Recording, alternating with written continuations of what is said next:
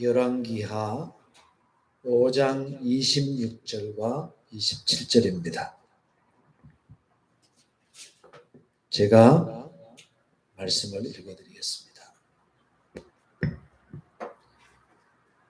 엘리사가 이르되 한 사람이 수레에서 내려 너를 맞이할 때에 내 마음이 함께 가지 아니하였느냐? 지금이 어찌 은을 받으며 옷을 받으며 감람원이나 포도원이나 양이나 소나 남종이나 여종을 받을 때냐? 그러므로 나만의 나병이 내게 들어 내 자손에게 미쳐 영원토록 이르리라 하니 게하시가 그 앞에서 물러나오매 나병이 발하여 눈같이 되었더라. 아멘.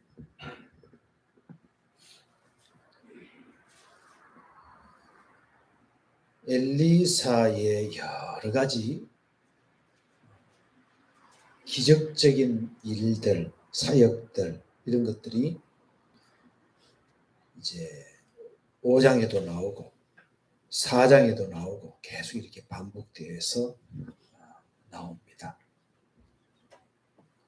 또 6장에서도 계속 이런 사역들,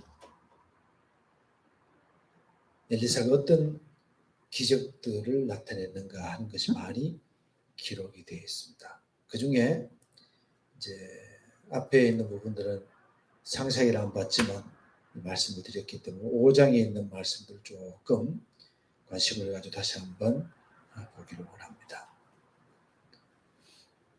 이제 그 이스라엘 북쪽에 지금 우리가 그 이스라엘 북쪽에 시리아라는 나라가 지금 또 있죠. 시리아. 이 시리아가 성경에 수리아라고도 얘기가 나오는데 이제 예수님 당시에도 수리아 지역, 또 바울도 시리아 지역, 시리아에 있는 다마스커스, 다메섹으로 주님을 믿는 사람들 핍박하기 위해서 가다가 주님을 만난 일이 있었죠. 바로 그것이 바로 아람 지역이었지. 그래서 옛날에 시리아가 아람이다 이렇게 생각을 하면 이렇게 됩니다. 그 다음에 뭐 두로와 시돈 지역은 고대 국가 중에서 페니키아라고 보면 되고요. 그 다음에 바벨론은 이라크, 그 다음에 바사, 페르시아죠. 페르시아는 아마 이란 맞죠? 예, 그렇게 나라들이 이렇게 정리가 돼요. 근데 그때 당시에는 아람이 굉장히 이제 큰 나라로 이렇게 성장하고 있었습니다. 이 아람이라고 하는 사람은 셈의 5째 아들인 아람의 자손들이었지요. 이들은 BC 11세기에서 8세기경에 시리아 북부 지역이었던 아람에 머물렀고 또 그들의 이름도 왕국의 이름도 아람이라고 지었지요. 이들이 이제 그 이스라엘의 역대 왕들 중에서 다윗이 최고였죠. 다윗이 엄청난 국력을 가지고 주변의 나라들을 정복하고 그들을 굴복시키기 이때는 아람이 별 힘을 쓰지 못했지요. 그리고 뭐 그때 당시만 해도 아람뿐만 아니라 여러 나라들이 이제 다윗 왕국 이스라엘을 섬기는 그런 이제 형편에 처하게 됐는데 솔로몬 이후에 솔로몬의 범죄 때문에 이런 나라들이 이스라엘에 대해서 반기를 들이기 시작하고 또 조공을 바치는 것을 멈추고 하는 그런 일들이 이제 자꾸만 이렇게 일어났지요. 근데 어쨌든 이 아람은 BC 9세기경에는 여후 통치 전후에는 이제 바빌론에서도 지중해에 이르기까지 큰 세력을 확장하는 대국이 되었던 것입니다. 바로 이때 오늘 성경에 나오는 요때, 이때가 바로 그때였죠. 이것을 이제 그 왕이 아는 거예요. 아시아도 요람도 알고 이런 상황들을 이제 국제적인 정세에 대해서 왕들이 뭐래도 알잖아요. 그런데 아람은 여러 나라들을 이제 침범하고 침략하고 이렇게 하면서 전쟁을 계속해서 일으키고 이렇게 하다가 어느 날 아람 왕의 군대 장관이라고 할 수 있는 오늘 성경에 나오는 나만이 이제 문둥병에 걸려 있었지. 그래서 문둥병에 걸려가지고 뭐 의사들을 찾아가도 안 되고 뭐 신한테 절을 해도 안 되고 뭔 짓을 다 해봤겠죠. 안 되는 거예요. 그때에 이스라엘을 침범했다가 잡아온 여자아이를 자기 집에 종으로 삼아가지고 있는데 이 여자아이가 얘기하기를 우리 주인이 우리나라에 있는 엘리사 선지자님을 만나면 당할 낀데 라는 말을 뱉었고 이 말을 우연찮게 나만이 알아듣게 된 거죠. 그렇게 해서 나만이 결국은 이스라엘 지역에 들어가서 거기에서 병을 고치기 위해서 예물을 바리바리 싸가지고 이스라엘을 찾아가게 된 거예요. 찾아갔는데 그것을 예수님 당시에 왜 동방 박사들이 이스라엘 왕을 찾는다고 왕궁을 찾아갔잖아요. 그죠? 그런 식으로 이 나만이 자기 왕의 허락을 받고 이스라엘로 들어가는데 왕궁을 찾아가게 된 거죠. 이때 당시에 이스라엘의 수도는 세겜 지역이었습니다. 세겜 지역. 사마리아 옆에 있는 그런 동네였죠. 근데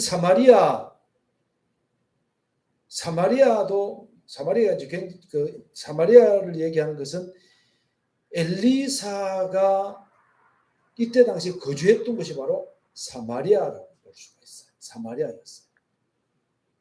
세겜 지역으로 갔더니 왕이 이제 난리가 난 거예요. 왜냐하면 대국에 말하자면 우리나라에 이렇게 있는데 중국에서 이제 장군이 여러 군사들을 거들고 와가지고 내병 고쳐내라 이러니까 아니 무슨 뭐 왕의 생각에는 어떻게 우리가 문둥병을 고쳐 이거는 말이 안 되는 얘기죠. 그러니까 이제 이스라엘이 왕이 난리가 난 거예요. 그래서 신하들을 불러 모아서 얘기하기를 이것은 병을 낫기 위해서 온 것이 아니라 기회를 봐서 우리를 치려고 온 것이다. 왕궁이 난리가 났다는 얘기를 듣고 엘리사는 그 주변에 있었으니까 사람을 보내서 왕이 옷을 찢고 이렇게 하지 말고 그 사람을 나한테 보내시오 하고 이제 나아만을 자기에게 보내라 했죠. 근데 나아만이 자기한테 왔어요. 왔는데 엘리사는 집안에서 나가지도 않습니다. 율법에 보면 어땠어요? 율법에 보면 문둥병자들은 성 밖에 살아야 되죠. 엘리사는 당연히 안 나가야 되는 거 맞죠? 접촉하면 안 되죠. 당연히 엘리사는 하나님의 법대로 하는 거예요. 그러면서 사람으로서 얘기하기를 요단강에 가서 몸을 7번 씻어라. 그럼 낫게 될 것이다. 이 얘기를 하니까 이 나만이 문기가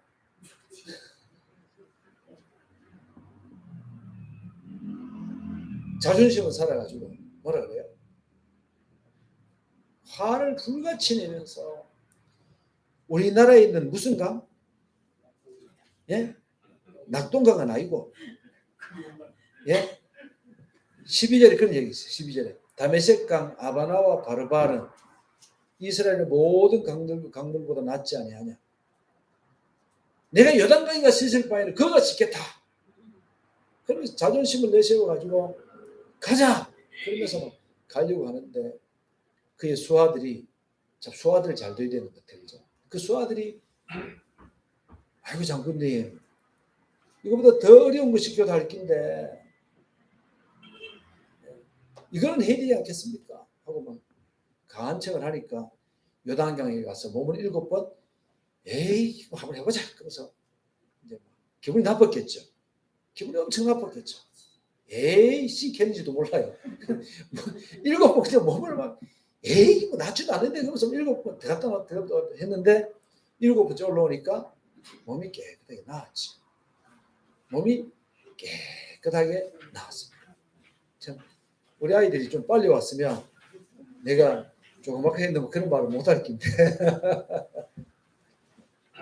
잘 왔습니다. 그래서 나만의 문둥병이 나병이 깨끗하게 나았지요. 그리고 난 다음에 이 얘기 우리가 많이 들었잖아요. 그죠? 많이 들었습니다. 그리고 난 다음에 엘리사를 찾아가서 엘리사에게 예물을 주려고 하면서 예물을 막 주려고 하죠. 그런데 엘리사가 얘기하기를 나는 일절 받지 않겠다 하고 자기에게 주는 모든 예물을 거절을 하죠.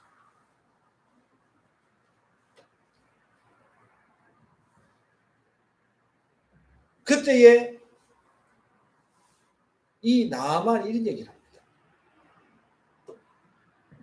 나는 이제 우리나라로 돌아가면 여호와 하나님만을 섬기겠습니다. 제가 여기에서 흙을 노새 2마리에다가 흙을 실어가서 그걸로 가지고 뭐 제단을 쌓으려고 했겠죠. 그리고 난 다음에 여호와 하나님만 섬기겠습니다. 단지 엘리사 선지자님 당신이 양해해 주실 것은 우리 주인 왕이 림몬 신당에 가서 절을 할 때 옛날에 이런 게 있잖아요.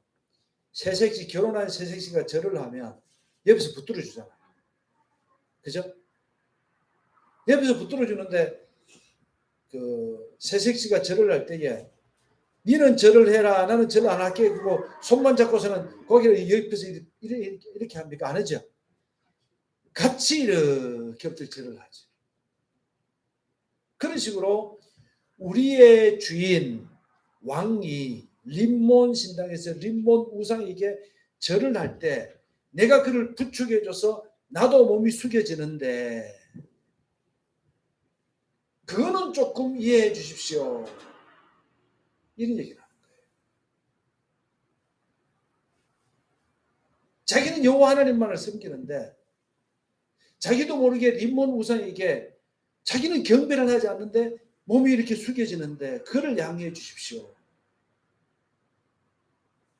엘리사는 거기다가 가부를 얘기하지 않습니다. 뭐 그렇게 해라. 그렇게 얘기하지도 않고 안 돼. 그렇게 얘기하지도 않고 뭐라 그래요? 평안히 가라 하고 얘기를 끝내버립니다. 왜 평안히 가라고 말을 끝내버렸을까요? 예? 해라 마라 딱 얘기가 되면 그거에 대해서 마음이 불편해지죠. 예, 괜찮다. 괜찮다. 그러면은 뭐 마음 놓고 막 이렇게 막 할 수도 있을 거고 그죠? 안 돼 그러면은 또 이거 하면서 이건 아닌데 그러면서 또 괜히 또 숙청당할 수도 있는 가능성도 있고 그죠? 엘리사가 얘기를 참 잘한 것 같아요. 평안히 가라. 가부를 얘기하지 않는 어떤 그런 것들이 정확하게 어떤 의미로 얘기했는지는 몰라도 여러 가지 상상을 해보면 아주 좋은 답인 것 같다. 그런 생각이 들어요. 이쯤에서 이제 우리가 생각해 봐야 되거든요. 제가 거기다가 이제 다른 글자를 이렇게 좀 써놓은 것이 있는데 거기다 이렇게 써요. 우상숭배인가 국민들인가. 일제시대에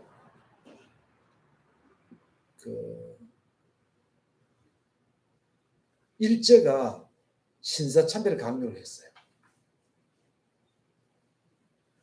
그래서 그때 당시에 교회 교단들이 어떻게 결정을 내렸냐면 신사참배는 국민의례다. 그래서 해도 괜찮다. 그래서 사실 신사참배라고 하는 것은 일본의 영역, 그러니까 죽은 영들을 모셔놓았다. 모셔놓은 이제 그런 게 있는데 거기다가 그걸 숭배하는 절을 하는 거거든요. 그런데 한국에 있는 많은 교회 교단들이 장로교, 감리교 할 것 없이 많은 교단들이 이것은 국민들이기 때문에 괜찮다. 총에서 그렇게 했었어요. 그런데 거기에 극렬하게 반대했던 사람들이 있어요. 장로교 쪽에서 지금 교단을 형성하고 있는 교단 중에서 고신측 교단이 있어요. 그 다음에 동아기독교 침례교회, 침례교회가 그 극렬하게 반대를 했었어요. 그래서 교단적으로 안 된다. 이건 우상숭배다. 이렇게 했었어요. 세 번째로 성결교. 이 세 교단만이 거기에 대해서 반대를 했었어요. 장로교는 그때 당시에 교단이 여러 개가 아니었는데 그걸 계기로 해가지고 나중에 쪼개졌어요. 그래서 고신측 교단이 바로 그 교단이에요. 그 지금 보면은요, 침례교, 성결교, 고신측하고 뭐 전부 다 크기가 도찐개찐이에요. 비슷비슷해요. 그래도 뭔가를 가지고 있냐 그러면 우리의 믿음의 선배들이 신앙의 절기를 지켰다 라고 하는 그 자부심은 우리에게 있는 거예요. 이해가 됐죠? 그렇게 있는 거예요. 그러면 여기서 이 시점에서 우리가 국민의례를 할 때 국기에 대하여 경례 이렇게 하잖아요. 그건 우상숭배인가 아닌가? 순국 선열과 뭐에 대한 묵념 이렇게 하죠. 그건 우상숭배인가 아닌가? 또 뭐 예를 들어서 대통령이 되고 난 다음에 현충원 같은 데 가서 참배한다 그러죠. 이것은 우상숭배인가 아닌가? 우리가 한번 생각해 볼 필요가 있어요. 제가 이제 여러분들이 나눠준 교재의 34쪽, 35쪽 거기에 보면 거기에 대한 얘기를 기록해 놨는데 거기에 대한 글을 찾아보다 보니까 신성종 목사님이 이제 기독교인과 국가에 대한 글을 써놨어요. 제가 그 글을 읽으면서 이거를 제가 긍정할 수밖에 없어서 거기에다가 이렇게 편집을 해서 이렇게 조금 해놨으니까 여러분들 그거 한번 읽어보시면 좋겠습니다. 근데 거기서 내용 중에서 우리가 성경을 보면 국가의 기능은 크게 두 가지로 나눠볼 수가 있다고 합니다. 그것은 뭐냐 그러면 인간은 모두 다 자유라는 미명하에 방종으로 치닫다 보니까 죄적인 성향을 가지고 죄로 나아갈 수 있는 가능성이 많아요. 그러면 힘 있는 사람이 힘 없는 사람 자꾸 잡아먹고 죽이게 되거든요. 국가라고 하는 것은 이런 무질서로 향하려는 인간의 죄적 성향을 억제시키는 그런 기능을 가지고 있는 바로 국가다라고 하는 것이죠. 또 하나의 국가의 역할은 어떤 거냐면 선을 증진시키는 그 역할을 해야 되는 것이 바로 국가다. 하는 겁니다. 그런데 만약 국가가 우리가 하나님을 섬기는 데 있어서 그것을 억제를 하거나, 앞으로 이런 일이 일어날 가능성이 굉장히 많아요. 억제를 하거나, 그러니까 신앙의 양심의 자유를 억압을 하는 그런 경우, 또는 한 국가가 악을 향해서 악을 추구하기 위해서 뭔가를 해나갈 경우, 거기에 대해서는 우리가 이제 반대를 하고 거기에 대해서 대항할 필요는 있다라고 하는 거죠. 그게 바로 우리가 기본적으로 가져야 될 태도라고 할 수가 있어요. 그 다음에 이제 국민의례에 대한 얘기인데, 거기서 이제 35쪽에 맨 밑에 한번 보면 꽤 많은 사람들이 국민의례를 우상숭배, 유성숭배가 아니고 우상숭배입니다. 우상숭배로 보고 있다. 국민의례는 일제강점기인 1941년에 처음으로 도입되었다. 일본 기독교단에서 정확한 의례 양식 기초에서 궁성요배, 기미가요 제창, 신사참배 등으로 이루어진 의례였다. 전 세계적으로 볼 때 국기에 대한 경외나 국가 제창을 강제하는 나라는 많지 않다. 따라서 국가에 대한 충성의 기준으로 국민 의례를 강제하는 것은 바람직한 것으로 보이지 않는다. 그걸 안 한다고 해가지고 이 사람은 매국노다, 나라에 대한 애국심이 없다, 이렇게 보기는 어렵다는 거예요. 국민의례를 할 수 있다는 관점에서 본다면, 만약 국민의례가 우상숭배가 아니다, 그런 관점으로 본다면 국민으로서 자신이 살아가는 국가의 건재와 평안을 소망하는 의미로 생각을 해야 하며, 국가가 숭배의 대상이 돼서는 안 된다. 나라가 우리의 숭배의 대상, 그러니까 이 나라가 내가 숭배의 대상은 아니라는 거예요.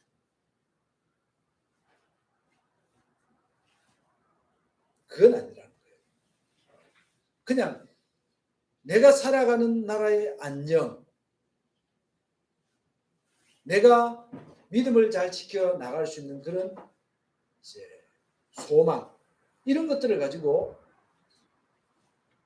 우리가 그렇잖아요. 여기 정권 하나가 바뀌어도 혼란스러운데, 예를 들어서 같은 민족이라고 하지만 우리가 적화 통일에 대해서 김정은 우리 대통령이 되면 얼마나 아프겠어, 머리가.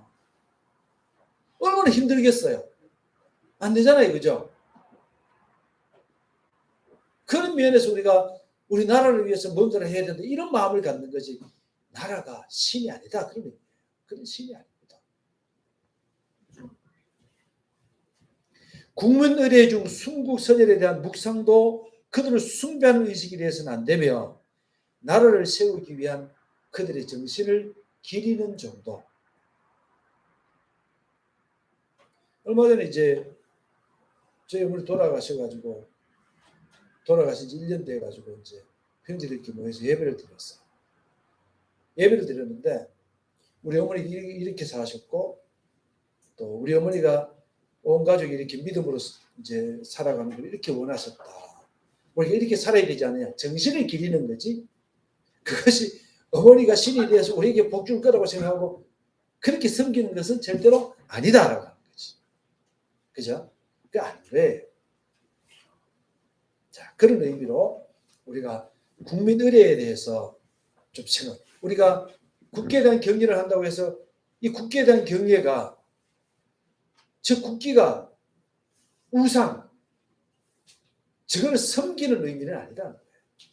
그냥 우리가 우리 나라의 평안과 안녕, 이런 것들을 우리가 마음속으로 바라는 그 소망을 표현하는 것에 불과한 것이지, 그 나라 자체가 우리가 우상 숭배의 대상이 돼서는 안 된다라고 하는 것을 좀 가지고, 저는 그렇게 생각합니다. 국가에 대한 경계를 할 수도 있고 안 할 수도 있다.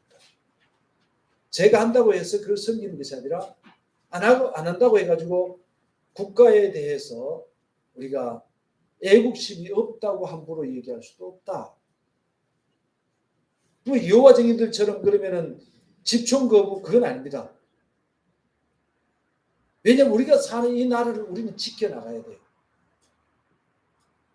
우리 안전을 위해서 지켜나가야 됩니다.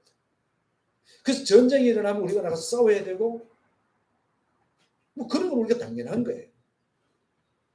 자, 그것까지 얘기하고 한 가지 더 이제 얘기를 하면 그 이제 36쪽에 보면 불상 등 타종교의 조형물에 대한 절과 관련해서 어떻게 생각할 것인가. 자, 조형물이나 명백한 우상 앞에 머리를 숙인다든가 합장하고 절을 하든가 한다든가 하는 것은 우상 숭배입니다. 그럼 또 다른 면이 있어요. 예를 들어서 우리가 이제 주님 믿는 사람들이 그 스님들을 만날 수도 있잖아요. 스님들 만날 수 있어요, 그죠? 제 친구 목사가 이제 아버님 즉위 됐는데 그러니까 돌아가셔가지고 이제 장례식을 하고 있는데 친구가 스님인데 옛날에 친구였던 사람이 스님이에요. 그 장례식장에 온 거예요. 가지고 목사하고 스님하고 막 얘기를 나누고 이렇게 다른 사람 보고 지금 무슨 광경이고 저쪽에 찬송가가 막 이렇게 그 장례식 찬송가 나오는데 옛날 친구니까 찾아올 수 있는 거 아니에요? 그렇다고 제 친구가 종교다원주의적인 그런 생각을 가진 것도 아니고 그가 예수님 말고 다른 구원의 길이 있다고 얘기하는 것도 아닌데 그럴 수도 있는 거잖아요. 그럼 예를 들어서 스님이 이렇게 왔는데 스님이 예를 들어서 합장을 해서 이렇게 인사를 한단 말이에요. 그러면 이렇게 인사할 수 있지만은 어떤 경우는 이렇게 했다. 그게 죄냐? 아닙니다. 그거는 그냥 문화에 따른 인사의 예법에 불과해요. 맞잖아요. 우리가 한국 사람들이 지나가는 뭐 예를 들어서 지난 그러니까 여자분을 이렇게 알고 있어요. 근데 남편하고 같이 오는데 아이고 반갑습니다 하고 쪽 하고 입 맞추면 어떻게 돼요? 난리 나죠. 서양에 가면 그럴 수가 있는 거죠. 그죠? 서양에 가가지고서는 인사한다고 막 이렇게 덩치가 막 산만한 여자가 와가지고 나는 내 마누라 옆에 있는데 산만한 여자가 와가지고 할렐루야 쭉 하면은 그것은 인사법이 그런데 맞잖아요, 그죠? 그 인사법에 불과하다. 그것은 우상숭배가 아니다. 그래서 어떤 면으로 나만에 대한 얘기가 나왔어요, 그죠? 나만이 림몬신당에서 자기의 주인 왕이 절을 할 때 옆에서 붙들어주고 고개를 숙여진 그것은 우상숭배가 아니다라는 결론을 내릴 수가 있는 거죠. 괜히 얘기 안 했으면 안 헷갈리는데 얘기가 더 헷갈리죠. 그래도 한 번쯤 생각해보고 넘어가야 될 부분이기 때문에 말씀을 드렸습니다. 그렇게 해서 이제 나만이 아이고 뭐 엘리사 선지자가 아무것도 안 받으니까 도착해서 가자 하고 가고 있었어요. 가고 있는데 이 게하시가 이게 말하시면 들어가는데 게하시가 생각해 보니까 야 우리 주인은 그렇지 않아도 한마디로 우리가 막말로 말해서 개털이잖아요. 아무것도 없잖아요.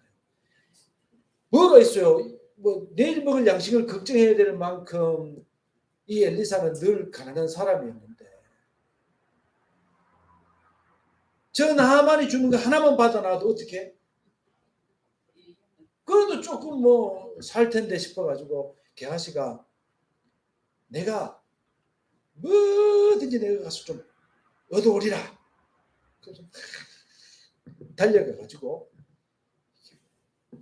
그걸 좀 달라 그래요. 뭐를 더 달라 그랬어요? 여기 보면 예? 뭐라도 달라 그리라.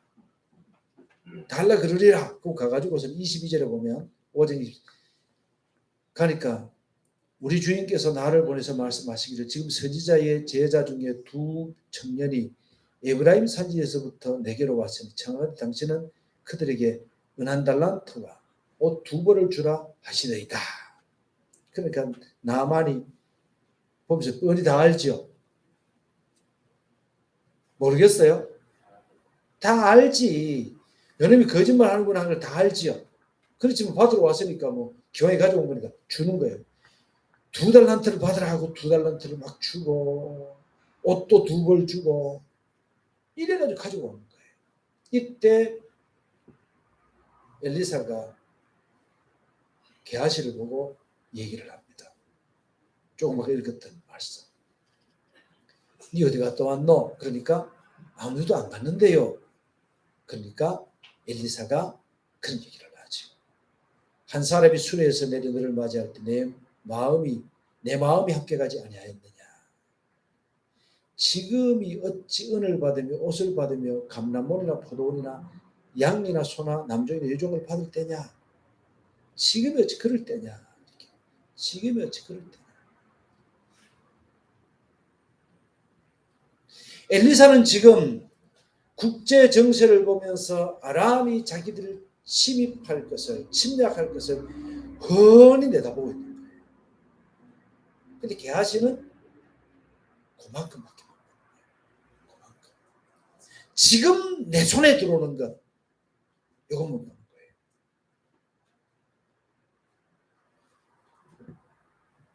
저도 그래서 이런저런 일을 하면서 좀 더 넓게 보고 싶다 생각을 합니다. 넓게 보고 싶다. 지금 내 눈앞에 있는 요거를 보다 보면 넓은 게 안 보여요.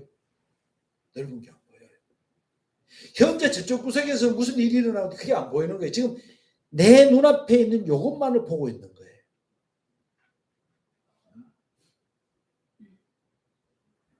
혹시 여러분들 어떠세요? 게하시는 내 손아귀에 있는 요것만 봐요. 엘리사는 더 넓은 것, 더 큰 것, 앞으로 일어날 일들을 봐요. 시야를 넓힙시다. 내 생활만 보지 말고 다른 사람의 생활도 보고 내 한 사람만 생각하지 말고 좀 넓혀서 내 가족들을 보고 교회를 보고 우리 사회를 보고 넓혀야 돼요. 오늘을 보지 말고 내일을 보고 모레를 보고 한 달 뒤를 보고 1년을 뒤를 보고 넓혀야 돼요. 넓혀야 돼요. 넓혀야 됩니다.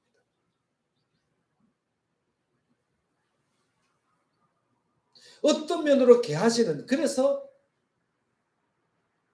게하실 수밖에 없는 것 같아요. 작은 것밖에 못 보는 사람이 있어요. 그런 종이니까요. 그죠? 하나님 우리에게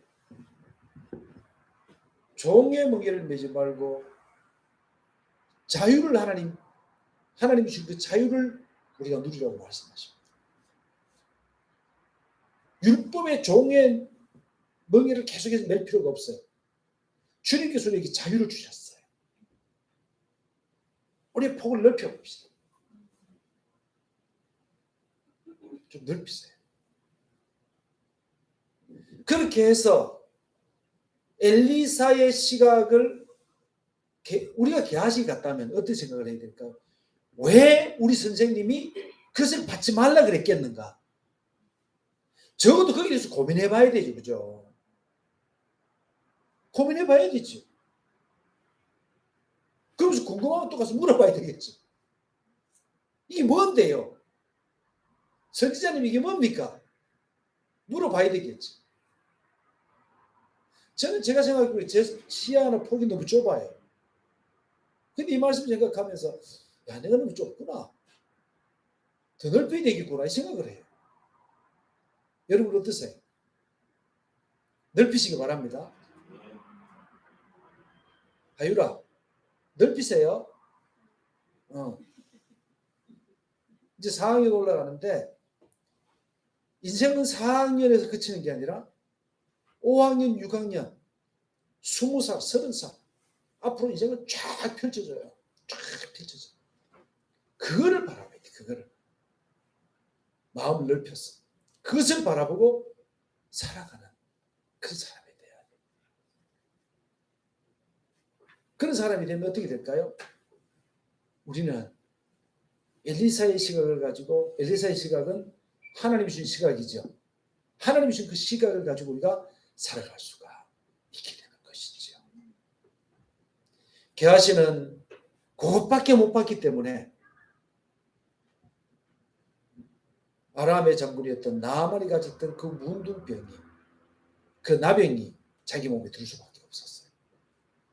근데 우리는 주님이 주는 시각을 가지고 더 넓게, 더 멋있게, 더 힘차게 앞으로 전진할 수 있는 모든 성도들이 다 될 수 있기를 예수님의 이름으로 축복합니다.